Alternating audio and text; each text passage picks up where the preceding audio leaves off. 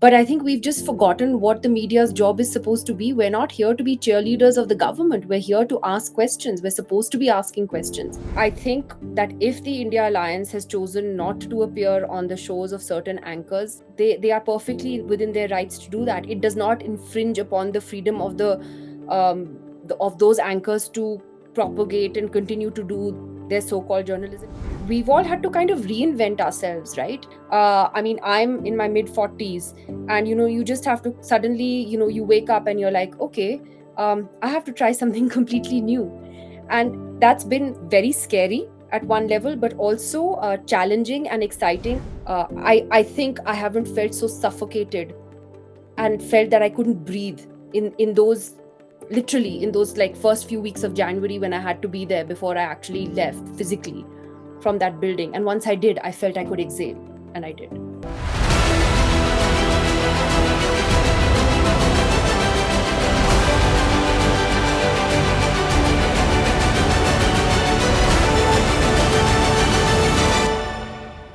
Hello and welcome to another episode of Table Talk with You. Well, on the show today is award-winning and noted journalist Nidhi Razdan, who joins me in a candid conversation on everything from her exit from NDTV to what she's doing now and the state of Indian media. You're going to enjoy this. Stay tuned. Nidhi, thanks so much for joining me and doing this with me today.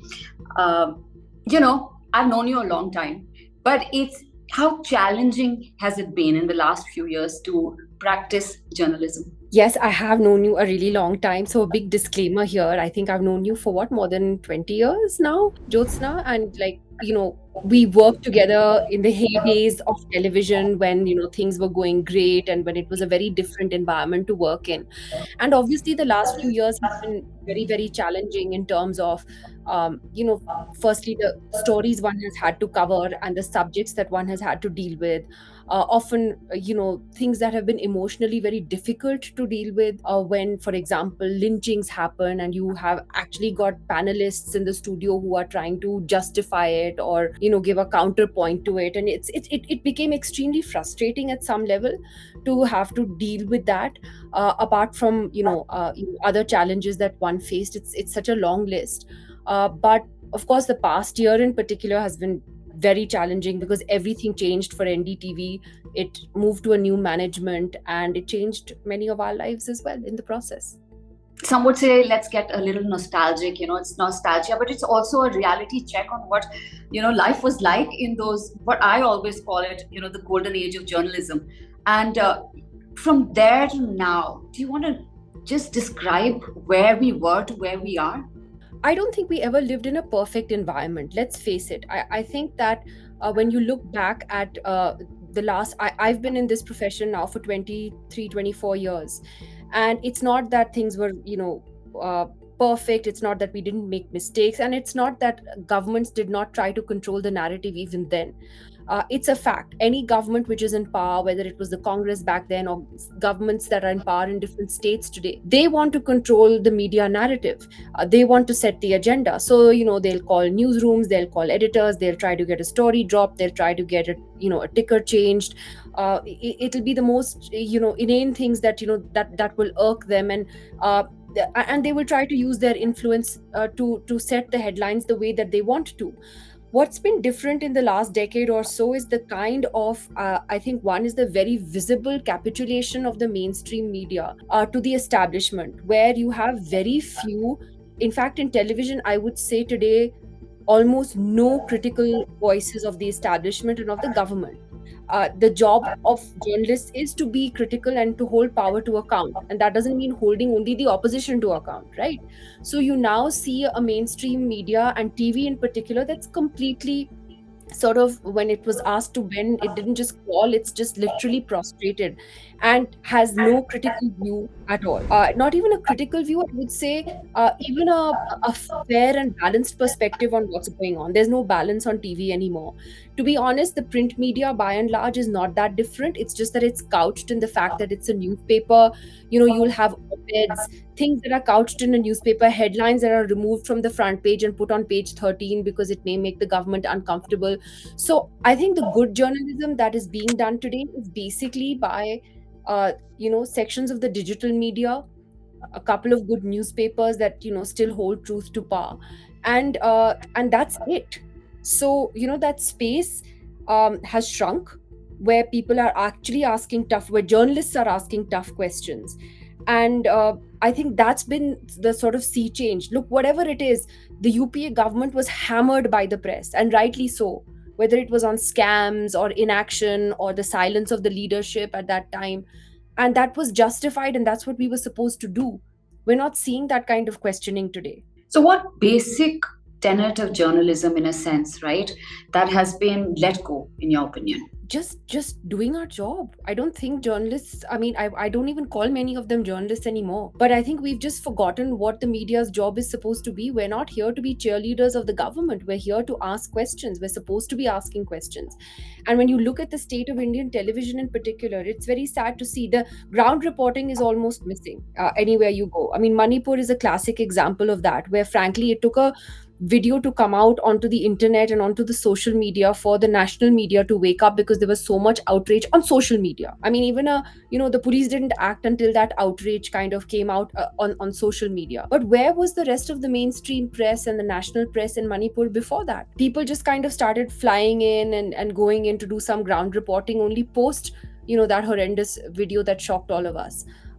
Whatever few reactions we got from the government only came after that. So that kind of basic journalism, where you went and reported a story, checked facts, where you didn't just blindly take a press release and regurgitate that as news. That's not happening anymore. Very few people are actually doing that. You get a press release, there are WhatsApp groups now. Every journalist who covers a particular beat or a ministry, everyone has a WhatsApp group. Whatever's put there as a press release is put as sources, and then that's just regurgitated as breaking news. What is the journalism in that? So we just don't know the basics anymore. Where did you see this downfall begin from? There are two three aspects to this. I mean, one is the tabloidization of news. The whole thing towards tabloid journalism. I remember, to be honest, to first seeing that when there was that infamous Arushi Talwar murder case, in Noida, just outside Delhi, many years ago. When we first saw how gossip and innuendo and source based stuff can make its way into mainstream news reporting and really color a case, and change the public's opinion about, or influence the public's opinion about a sensational crime like this. A young girl is murdered, she's in her house, her domestic help is found murdered the next day on the roof of the house. The parents are sleeping next door. The parents are like middle class, working class dentists, very well educated. She was a girl who was going to a public school. So it was a story that fascinated the country. But it's just crazy how, like, within the first 24 hours only, you had sort of all these conspiracy theories then that were being planted in the press. The media was walking around the house, it was a crime scene. They were trampling all over the forensic evidence. So it was the fault of the police as much as it was of the media. When Arushi's mother came on NDTV a couple of days later, and she didn't cry, and that became a thing. Like, why isn't her mother crying? She must have done it. Crazy things like that. And to date, honestly, I don't know who killed Arushi, but the courts did exonerate the parents. And they went to jail, maybe for a crime they didn't commit also. But you have to wonder about the media's role in that circus that played out. And after that, it was just, we just kept going into this spiral where, whether it was Sunanda Tharoor's death, again, a lot of speculation around that, and about Shashi Tharoor. And again, that was not found to be correct in the court of law. And so many recent events also, whether it's Shah Rukh Khan's son or Riya Chakravarti and Sushant Singh Rajput. Has anyone apologized to these people for ruining their reputations and dragging their names through the mud in the media, in the so-called media? No. You also had Hindi channels like India TV and all doing things like, Gaay ka bhoot aaya tha, kabar mein, or something like, I mean, literally, stuff like that. The lack of accountability, there is no solution to it, is there, at the moment? See, the thing is that we have self-regulatory bodies, right? So we have like a broadcasting body, and we have supposedly a press council of India, which TV doesn't come under. But like the Supreme Court, like the Chief Justice of India just said a few weeks ago, we're not for censorship, but this regulation that you have is not enough, because the only thing that the news broadcasting body can do is slap a 1 lakh rupee fine on a channel. What is a 1 lakh rupee fine? It's nothing. So I think the Supreme Court is now kind of looking at this, but I think that unless, see, first of all, don't allow the government to be a regulator in any way of the media. That's a really bad idea. That's something we should avoid. But if you want self regulation to succeed, then you have to impose a fine of at least 1 crore or more on channels, in my view. I think that's the only way to really get them to pay. Because when it starts to hurt financially, I think that's when they might actually learn a I lesson. want to speak about your own exit from TV, Nidhi. Uh, what did it actually take to quit a profession that you loved? I mean, you haven't Well, quit the profession, but that genre of journalism in a sense. Well, NDTV, as you know, like for many of us, is where we grew up. I joined NDTV when I was 22 years old, and that's the only place where I've really worked for all these years, for most of my life. Um, Initially when the news about the management change came, obviously there was shock and a lot of uncertainty that swept through. We struggled with it for months. In December, before the actual takeover, when we were in the process of the takeover happening, I think a lot of us just thought we should just leave, and it probably won't work out. But then there was a school of thought that felt that no, we shouldn't go right away. Let's give it a shot. Let's at least stay within the system and try to fight back, because if we all just get up and walk away, we're also just giving up and throwing up our hands and saying that we can't do this. So maybe it's worth trying to stay back and fight the good fight if possible. So let's see where it goes. And I think we kind of gave each other maybe 2 months to see whether we could do that, or maybe 3 months at most. It's quite interesting that it took less than a week for that to unravel, because it became very clear to some of us as soon as the new management took over that there was going to be a certain editorial line that was going to be pursued. And we were not comfortable with that the editorial independence that we used to have was not going to continue any longer, and therefore it became untenable to continue. And yeah, within the first 7-8 days of the takeover, I decided to quit, and I did a few days later.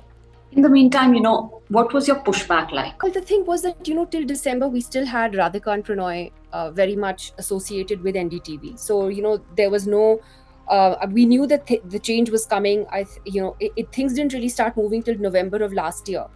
So we just kept doing what we were doing without any interference. And like I said, it was really only from the 2nd of January, when we, came back in the new year and the new management had actually moved into the building, that we realized that this was a big change. There were assurances that were given before that no, we have acquired this brand because it holds a value. It stands for something, and that's why it has been acquired by the Adani group, etc., etc.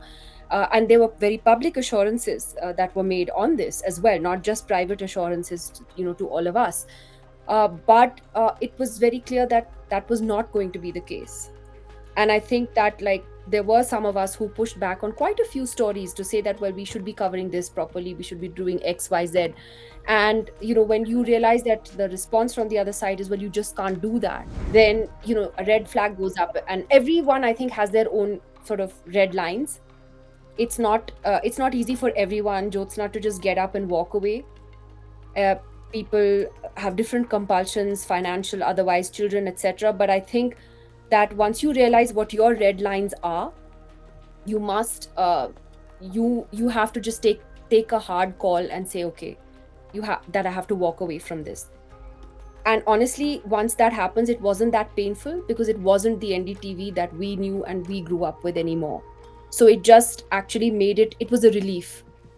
I think I haven't felt so suffocated and felt that I couldn't breathe in those, literally in those like first few weeks of January, when I had to be there before I actually left physically from that building. And once I did, I felt I could exhale, and I did.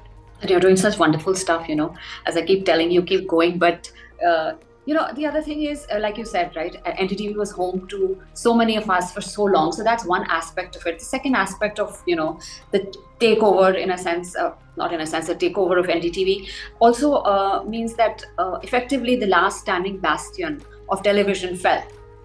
That has to have different feelings, right? Well, I'll be honest. I have a lot of wonderful colleagues who still work there. It's not the same channel. Let's face it. I'm being honest here.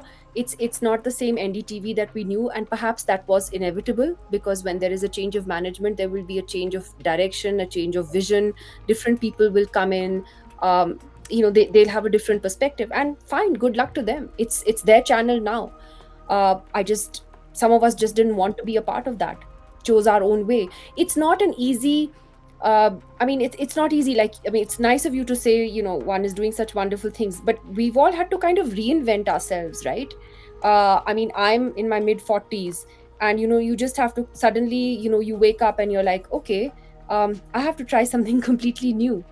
And that's been very scary at one level, but also challenging and exciting. And when you have the support of family and friends, you realize, okay, you'll find your feet. You'll find a way to navigate that. So there's been a lot of change for me. So many of our old other colleagues, everyone's just reinventing themselves and is in the process of doing that reinvention right now, whether that means taking a financial hit because salaries will not be the same, or just a complete change in routine, a complete change in your profile and what you do. You may be doing something completely different that you've never done before. So it's a learning curve. I already started writing a newspaper column for Gulf News even when I was with NDTV for the last 2-3 years. And now, in fact, those are 2 columns a week, and with videos. And it's a terrific newspaper to write for. And so it gives me a chance to write on Indian politics, on world affairs, both issues that I've covered as a reporter. In addition to that, I'm teaching at ILM University in Delhi and Gurgaon, where Dr. S.Y. Qureshi is the chancellor, and they have a terrific department, a media department, and I'm also teaching communication theory to their management students, which has been a great experience, very new for me. So a couple of classes a week.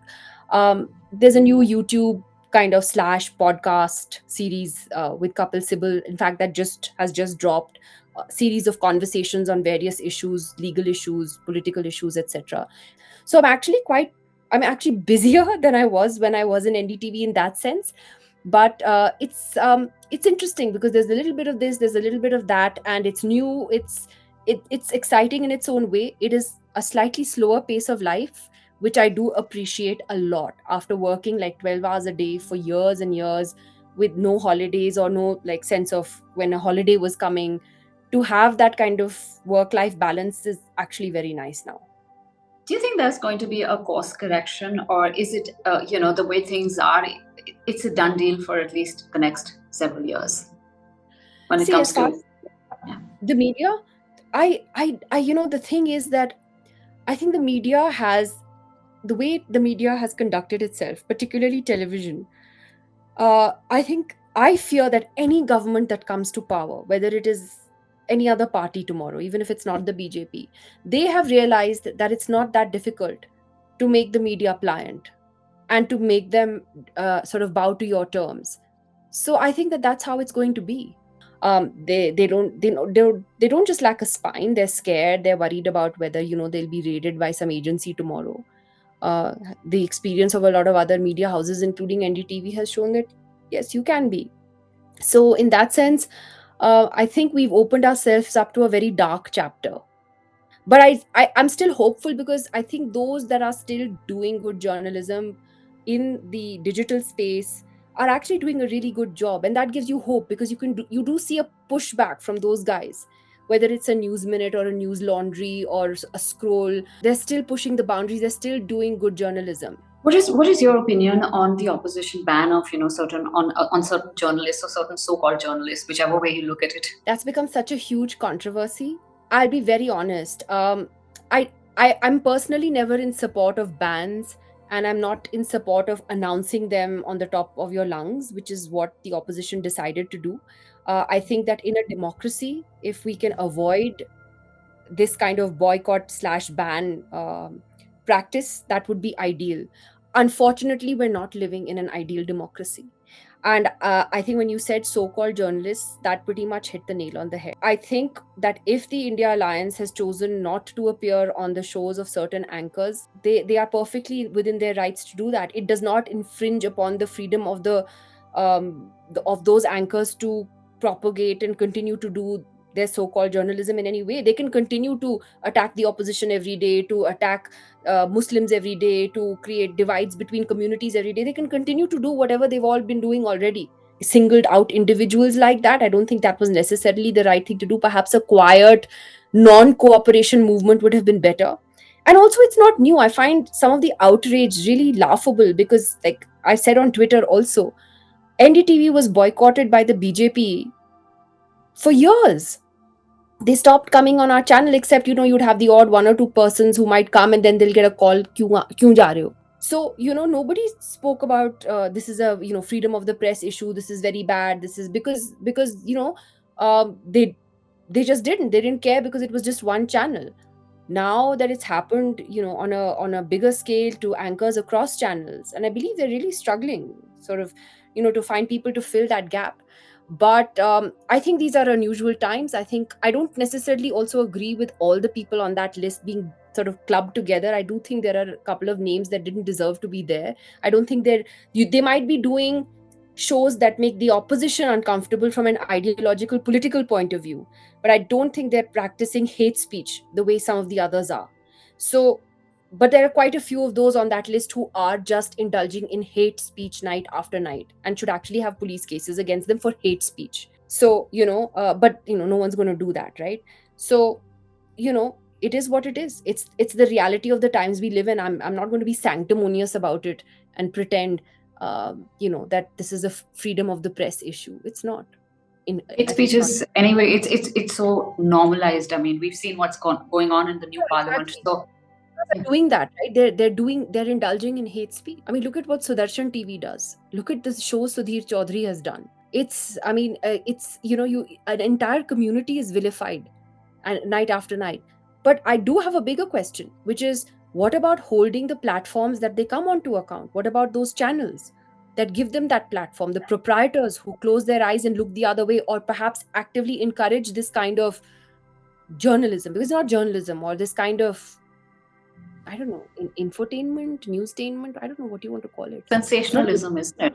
Yeah, it's not Also, even entertainment. it's the same thing that happened even with the whole Aryan Khan thing, right? I mean, you did allow these anchors to come onto your studios and on your organizations and vilify the entire the boy and the family, and nothing happened to anybody. No, and also nobody apologized. Like I said, he's been let off the hook. He's been exonerated. I would, and I actually played back some of those shows for my class. I wanted them to see, and they're all young people. They followed, okay, Shah Rukh Khan's son being arrested, so they knew the case, and when you look back at the kind of language used and the kind of reputational damage that was done, where you essentially called him a drug kingpin, like he was like some drug lord. No one has said sorry for that. There's no accountability at all. It's like it never happened. Ho gaya to ho gaya. Him, Riya Chakravarti, all of them. Do you think fake news is it's a lost cause at the moment? I'd like to have hope. I think the fact that we know, actually, it's a sad commentary on the mainstream media that fact checkers have come up now as a sort of a different arm of the media, which is what mainstream news organizations should have been doing ourselves, right? You don't have to, like, you shouldn't be depending on someone else to do a fact check for you. Is this photograph real? Fake news has serious consequences. Even that viral video in Manipur, that horrible incident, not the viral video, but the incident that happened with those women, it's actually being traced back to a fake photograph on the internet. The whole sequence of events was traced back to a fake photograph. So it has very serious real life consequences. I only have hope in that you still have people like Alt News, and you have people like Boom Live, who are, with their small teams, trying to do every day what mainstream media should have been doing, which is to just do Google searches, go back, just put the facts out there. So at least there is some pushback. It's not easy, but at least those guys are doing it, and I think we need to thank them for doing that. It's a very divisive, toxic atmosphere in which they're working, but they're very fair. If you look at that, they'll call out stuff, of across parties. across ideologies. If it's fake, it's fake, and they'll say it. So we're living with this challenge of fake news all over the world, but the fact that these guys are out there to keep an eye on that gives me some hope. That, and it's also blossoming on social media, where you've had your fair share of trolling. How do you handle it? I don't know. I mean, in the beginning it used to really bother me a lot.